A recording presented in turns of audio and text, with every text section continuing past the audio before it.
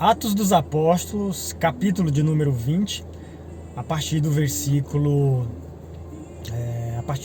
20, essa parte final do capítulo 20 do livro de Atos, ali vai descrever uma certa despedida de Paulo de um grupo de irmãos ali, que naquele tempo ele colaborou anunciando o reino de Deus. E esses versículos revelam como que Paulo vivia o Evangelho, pregava o Evangelho, ensinou o Evangelho. E essa é uma das escrituras mais importantes para entendermos como que a igreja de Atos, como que ela funcionava. E isso nos serve de base para entendermos que existe pregadores, existe uma liderança que é do Espírito, conforme você acompanha nesses versículos finais aí do capítulo 20 de Atos. Lá vai dizer que o Espírito Santo constituiu bispos para apacentar a igreja de Deus. Essa parte vai ser defendida por muitos. E é bíblico, isso é verdade. Deus constitui homens, sim. Só que esses homens não é constituído por uma instituição religiosa, por um poder humano, mas pelo próprio Espírito, como está escrito. O Espírito Santo constituiu bispos para apacentar a igreja de Deus. Com relação à nomenclatura, não há uma grande relevância. Se é ancião, se é pastor, né, é um líder. Fato é que não há ajuntamento sem uma ordenação, sem uma liderança. E não tem nenhum problema em nos ajuntar sobre a liderança de um homem, de um irmão. O grande diferencial é se esses homens que estão nos guiando, nos liderando, se esses nossos líderes, se de fato eles são do Espírito. E como podemos perceber isso? A própria leitura final desse capítulo revela. Paulo ali se coloca como aquele que não era pesado a ninguém. Ali ele estava em não ter a vida preciosa como nada, a não ser em cumprir o ministério que ele recebeu do Senhor, não cobiçando prata nem ouro. Assim é o caráter de um verdadeiro pregador, apresentar a Cristo. Esse é o ponto mais importante. Então, pregadores nominais temos muitos. As pessoas vão defender com unhas e dentes essa ideia de termos bispos, pastores, pregadores. Mas e essa parte tão importante que é esses homens serem o exemplo? Devemos também defender. E Paulo, especialmente, ele recusava os salários. Assim, é necessário entendermos que, por mais que o pregador tenha o direito do evangelho, se ele está bem intencionado, ele não terá nenhum problema em dizer: as minhas mãos me bastam, para que eu não seja pesado a homem algum. Então era necessário até os que de fato são homens de Deus levantarem essa bandeira de renunciarem seus salários, esses salários que são como direito, segundo o Evangelho. É um direito àquele que anuncia o Evangelho viver do Evangelho. No entanto, o próprio Paulo, especialmente nessa passagem, vai declarar que para ser exemplo, necessário é trabalhar. Nada impede de nós pregadores termos um emprego secular. E é necessário até para termos essa moral na conduta, ser o exemplo de como servir a Cristo. Viver aquilo que estamos pregando, especialmente no tocante a essa questão financeira. Então as pessoas se espantam com relação às colaborações financeiras e se espantam com razão. Uma grande maioria estão fazendo o uso e o abuso do dinheiro que é arrecadado em nome de Deus para ser usado em nome desses homens que nada têm do Espírito de Deus.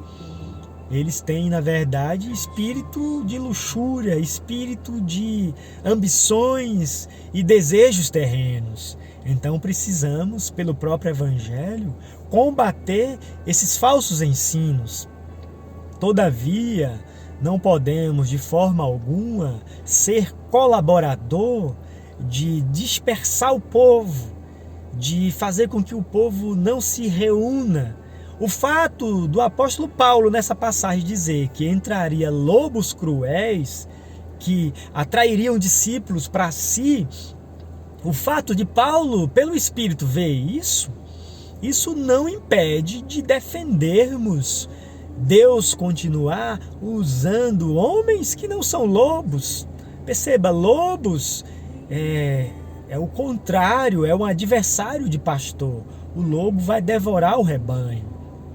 Enquanto que um pastor, enquanto que um verdadeiro bispo, um verdadeiro homem de Deus, vai ser o guia, vai ser aquele que traz a revelação, aquele que traz a palavra, aquele que é espiritual para ajudar o povo, porque não é um homem, mas é um dom, e esse dom opera através do homem.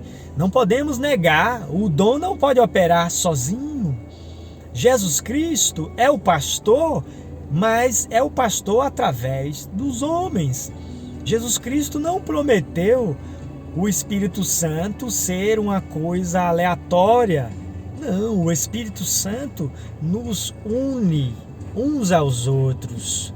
O amor de Deus nos une, o Espírito Santo nos ajunta.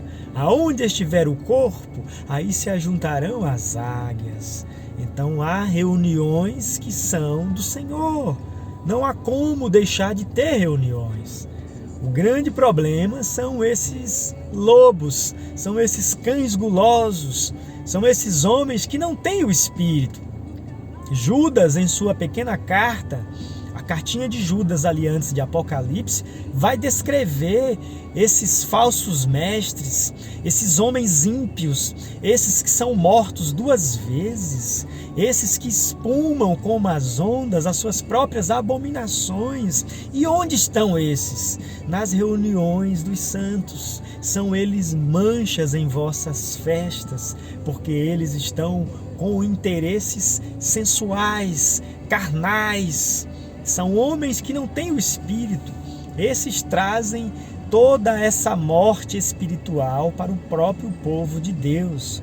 Esses são lobos e não pastores. Esses são pregadores de si mesmo e não pregadores do Espírito. Todavia, mais uma vez, Jesus Cristo continua levantando, usando homens. Sempre foi assim no Velho e isso não está revogado no Novo Testamento. O Novo Testamento aperfeiçoa. O Velho Testamento você tem uma instituição, por exemplo, de dízimos. 10% ali pela lei, aquela tribo de Levi, onde tinha o levirato, os sacerdotes. No Novo Testamento você tem, especialmente nesse mesmo livro de Atos, o 100. Não é dízimo, mas é 100%. Ali eles depositavam aos pés dos apóstolos tudo que tinha. Então não é problema você trazer contribuição financeira. O problema é você ser cego e entregar isso a um guia cego. Então ambos cairão na cova.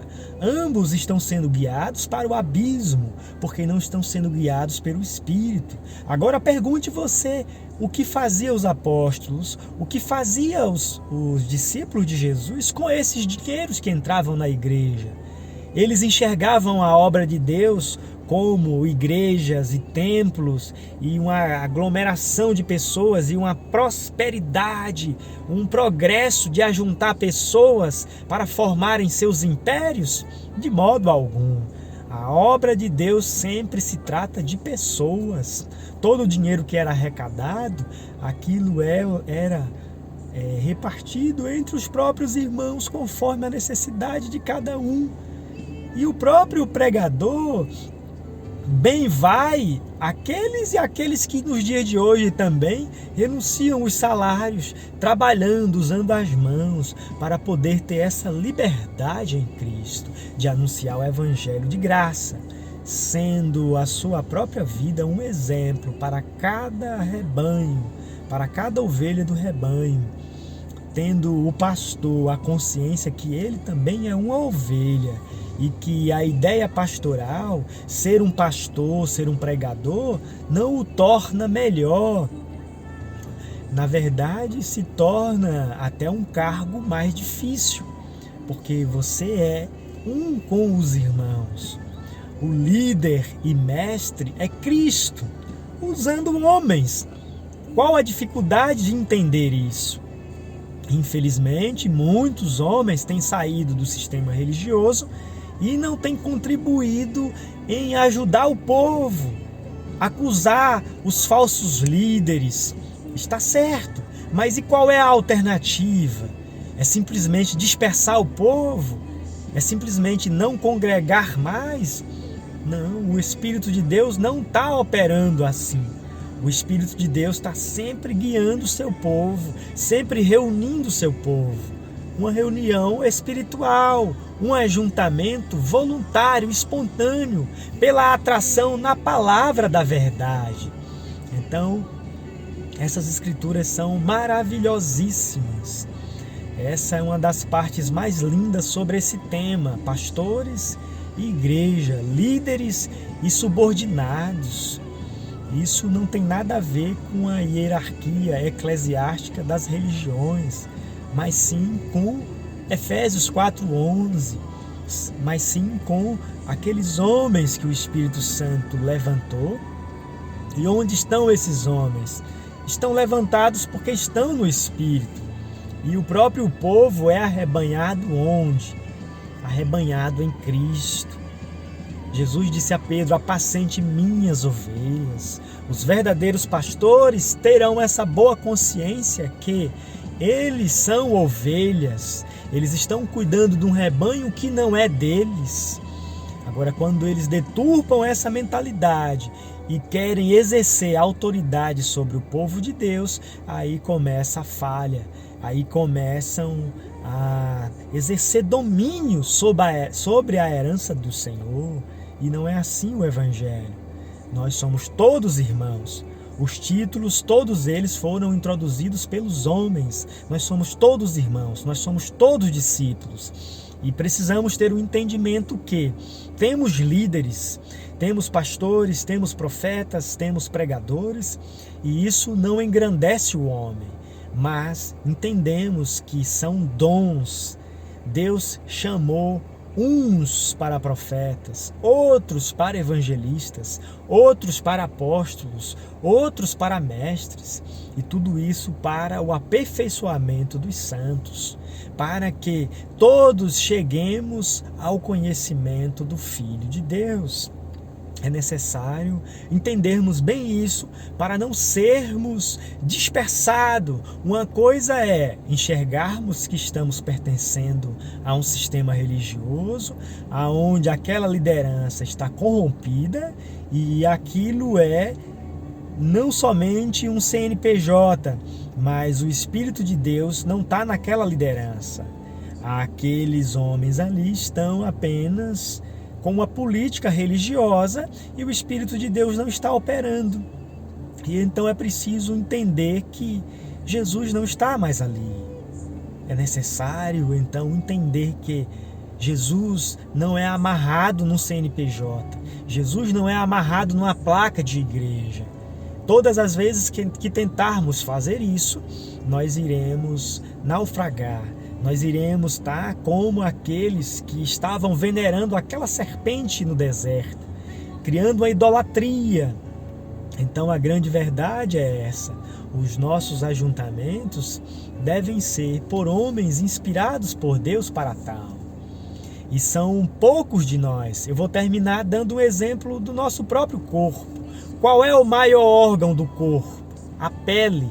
A pele é o maior órgão. E o que a pele representa? O tato. O tato. A maior parte dos membros do corpo de Cristo, A maior parte de nós, irmãos, somos pele, somos o tato. Seremos apenas o tato. Agora, e quem são esses que são olhos? Quem são esses que são ouvidos? Quem são esses que são boca? Isso se refere aos dons. Esses dons, nem todos são boca.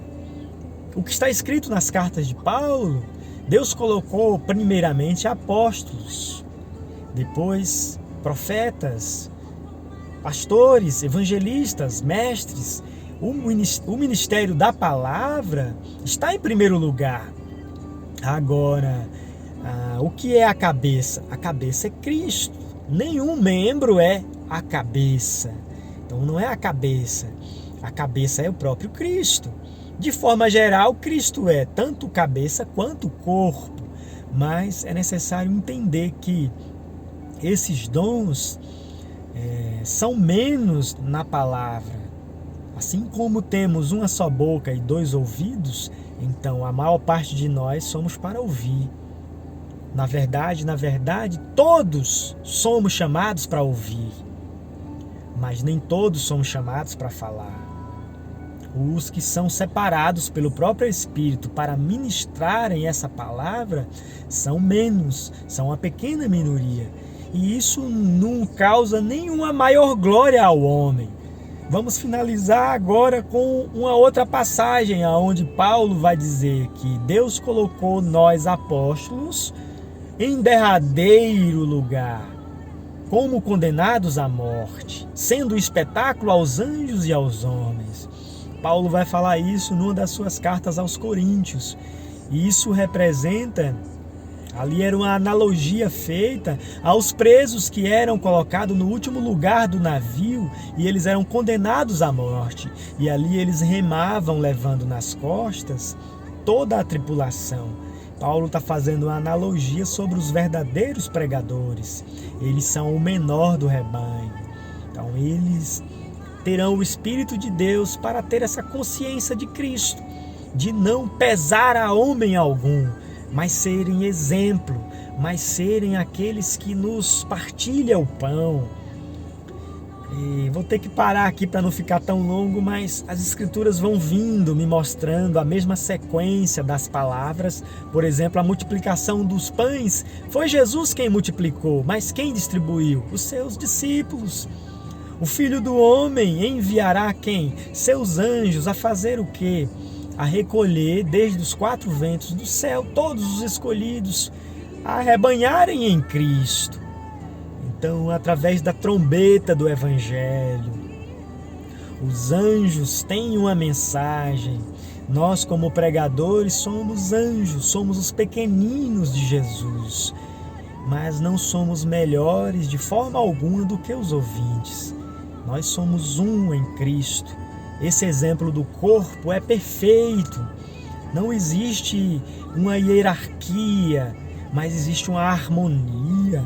Essa ideia de hierarquia é uma ideia militar, é uma ideia de Roma, de grandes e pequenos, de servos e livres.